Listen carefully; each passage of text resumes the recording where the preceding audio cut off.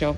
Bonsoir Evelyne, bonsoir à Abdoulaye, bonsoir à M. Khadim et bonsoir à vos téléspectateurs de la Sen TV. Donc un plaisir encore pour être là, d'avoir été répondu à votre invitation pour partager quand même les moments forts de l'actualité de cette semaine. Vous l'avez nommé, Cheikh Bamba Thioune, qui est le président du mouvement Defarat SICAP, directeur du contrôle et de gestion de l'audit interne au ministère territorial. Monsieur Thioune, bonsoir également à vous. Bonsoir Evelyne, bonsoir à tous les téléspectateurs de la Sen TV. C'est un plaisir de revenir ici. Abdoulaye Mbow, bonsoir. Bonsoir Evelyne, loin d'avoir adopté une coiffure à la Grette, une coiffure loin de celle d'Aline Sitoé ou des femmes d'Anders, c'est une coiffure à la Evelyne tout simplement. Bonsoir. Bonsoir Mbow. Voilà, je le disais tantôt, nous allons revisiter ensemble les faits saillants de l'actualité de la semaine. Je voudrais tout d'abord qu'on revienne sur l'inauguration du stade Maître Abdoulaye Wade. Le nom du stade du Sénégal donné à l'illustre Maître Abdoulaye Wade. Certains ont vite fait de faire le rapprochement que ce serait un clin d'œil du chef de l'État au Parti démocratique sénégalais en prévision du scrutin législatif à venir. Est-ce que vous direz la même chose, vous, M. Ao? Oui, Evelyne, déjà, comme le président aussi nous a habitués à faire des clins d'œil, donc à faire des jeux politiciens. Donc ce ne serait pas le premier clin d'œil. Voilà, donc on peut penser quand même que c'est un clin d'œil au Parti démocratique sénégalais. Mais bon, un stade au Sénégal qu'on baptise au nom d'Abdoulaye Wade, moi je pense que c'est peut-être normal aussi, parce que bon, il a été président de la République aussi pendant quand même 12 ans. Et lui donner le nom de notre premier stade aux normes, en tout cas internationales, moi je pense que c'est peut-être à saluer. On n'exclut pas non plus donc, des calculs politiciens derrière. Donc il y en a qui disent que maintenant c'est l'histoire de la recomposition de la famille libérale.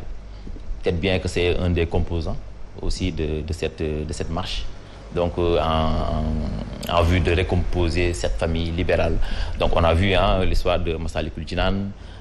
Ensuite, on a vu aussi l'histoire de quand le président Macky Sall aussi parlait un peu de l'histoire de l'amnistie, il va y aller, il va pas y aller, il est en train de réfléchir, l'histoire de Karim Wade. Bon, aujourd'hui aussi, s'il donne le nom du stade à Maître Abdoulaye Wade, donc d'aucuns peuvent penser que c'est un clin d'œil à la famille libérale, mais l'avenir nous dira, et ça sera un avenir proche. Monsieur Thioune, vous diriez la même chose?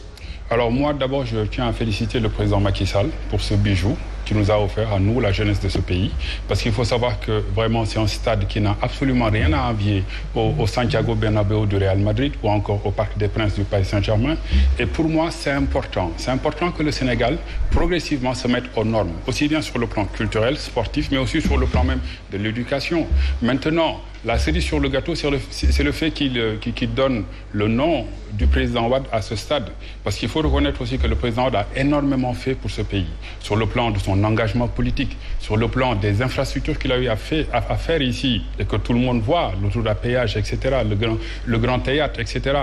Et surtout, sur le plan de l'engagement panafricain. C'est important, parce que si des jeunes cadres comme moi sont revenus au Sénégal pour travailler pour le développement de notre continent, en grande partie, c'est grâce au président Wade. C'est lui qui nous trouvait à l'étranger, qui nous disait à chaque fois, venez travailler pour votre pays, venez construire votre continent, parce que personne ne va le faire à votre place.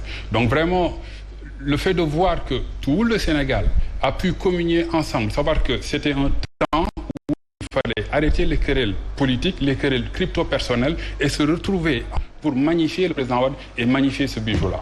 Alors, Abdoulaye Mbow, certains également dans la critique reprochent au chef de l'État de mettre énormément de milliards dans les infrastructures, alors qu'à côté, il y a d'autres besoins primaires qui ne reçoivent presque rien.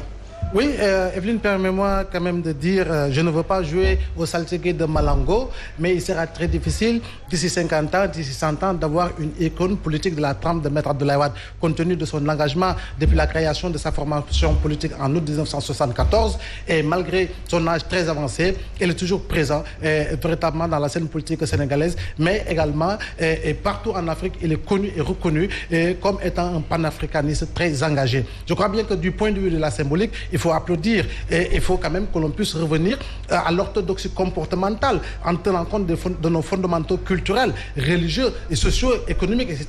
Et véritablement aller dans le sens de rebaptiser nos rues, nos ruelles, nos avenues, nos édifices en leur donnant en tout cas des noms appropriés, des noms purement homo-sénégalensis, à défaut en tout cas de donner des noms véritablement qui sont africains et qui nous rappellent notre propre histoire et notre propre identité. Partant de cela, effectivement, du point de vue justement de la manne financière dégagée pour la construction de certaines infrastructures, on peut véritablement discuter, on peut véritablement échanger, on peut véritablement polémiquer sur les montants comparés à d'autres pays, mais je crois bien qu'aujourd'hui, il faut quand même que l'on puisse nous dire que si nous voulons être le miroir d'un pays en développement, il nous faille aller dans le sens, en tout cas, de mettre en place des infrastructures, en tout cas, qui répondent aux normes actuelles, à la modernité actuelle, aux besoins actuels. Quand on parle du BRT, moi, j'ai toujours dit que c'est un projet à saluer. Et quand on aura fini le projet, je crois bien que les Dakarois applaudiront dès demain et se diront, oui, c'était un bon projet. C'est comme entre 2007 et 2008, quand véritablement Dakar était en chantier, on ruait dans les brancards, mais au finish, tout le monde avait applaudi. Donc, par rapport aux infrastructures, on peut mettre énormément d'argent, on peut mettre le doigt sur la transparence, on peut mettre le doigt sur des contrats peut-être jugés néoliens, on peut mettre le doigt sur véritablement la bonne gouvernance liée aux deniers publics, mais quand même, il faut toujours saluer véritablement l'entreprise de construction d'infrastructures, même s'il faut rappeler qu'il faudra en tout cas mettre énormément de sous par rapport justement à la construction liée à l'éradication des abris provisoires, parce que les infrastructures, oui, mais pas que. Oui, mais pas que. Effectivement, je crois bien qu'au-delà des infrastructures, parce que j'insiste sur les infrastructures, mais nous savons tous, et le président l'a dit, et il ne cesse de le répéter, au Sénégal, tout est priorité. Il faudra impérativement avoir l'intelligence de mettre en branle des programmes qui répondent aux normes par rapport justement à l'emploi et à l'employabilité des jeunes. Il faut également miser sur les infrastructures sanitaires de base, c'est essentiel, et nous éviter ce que nous avons connu durant 2 ans de Covid. Parce que pendant 2 ans, il n'y a pratiquement pas eu d'évacuation sanitaire en Europe et un peu partout à travers le monde dans les pays développés. Donc, il faut avoir des plateaux médicaux relevés, très relevés, qui puissent permettre aux Tambacoundois de pouvoir se soigner dans leur propre localité.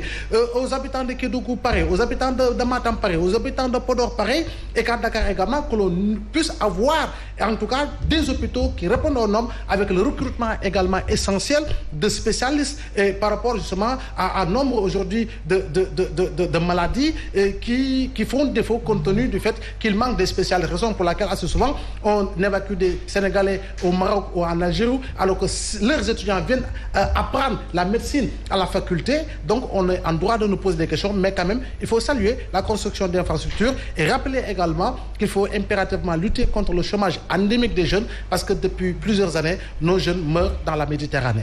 Avançons justement dans ce round-up avec Moussa pour aborder la crise scolaire qui perdure. Aujourd'hui, 3e round des négociations, le gouvernement qui avait proposé 69 milliards, ensuite 90 milliards, des sommes jugées insuffisantes par les syndicats d'enseignants qui ont d'ailleurs lancé leur 10e plan d'action. Qu'est-ce que vous retenez de cette crise, mais également de ces négociations très difficiles? Oui, ça on peut le dire, hein, c'est quand même une crise assez profonde. Bon, elle ne date pas d'aujourd'hui. Si aujourd'hui les enseignants se disent qu'il y a eu des accords qui ont été signés en 2018 et jusqu'à présent ces accords n'ont pas été respectés, ça pose un problème. Pour nous aujourd'hui, au niveau de la... Il faudrait faire la différence entre ces accords et le principal problème qui retient toute l'attention, qui est l'augmentation ou la revalorisation des salaires des enseignants. Ça, je ne crois pas que ça a été l'objet d'un accord. Même si le chef de l'État s'était engagé à revoir ce système de rémunération des agents de la fonction publique. C'est pour moi un problème quand on veut le régler, on le règle dans sa globalité, dans son ensemble. Aujourd'hui, il y a les enseignants qui ont négocié des accords avec l'État et ces accords n'ont pas été respectés. Si aujourd'hui, il y a d'autres facteurs qui reviennent encore alourdir ces revendications, ça pose un problème. Aujourd'hui, les enseignants ont le droit de dire qu'il y a eu des indemnités qui ont été revalorisées pour une certaine frange de l'administration. Pourquoi pas eux? Aujourd'hui, si on voit l'État du Sénégal avec son train de vie aujourd'hui, un président de la République qui se targue d'acheter un avion à 60 milliards, des infrastructures qui sont inaugurées à coût de 150 milliards, des épouses d'ambassadeurs qui sont payées à hauteur de 500 millions le mois à ne rien faire. Et la liste, elle est longue, j'en passe. Aujourd'hui, les enseignants, et avec tout le sacrifice qu'ils sont en train de faire, aujourd'hui, vous prenez un enseignant qui a grandi à Dakar et que vous emmenez au fin fond du Sénégal, mais il y va parce que c'est l'amour de l'enseignement. En tout cas, c'est l'amour de donner. C'est un sacrifice.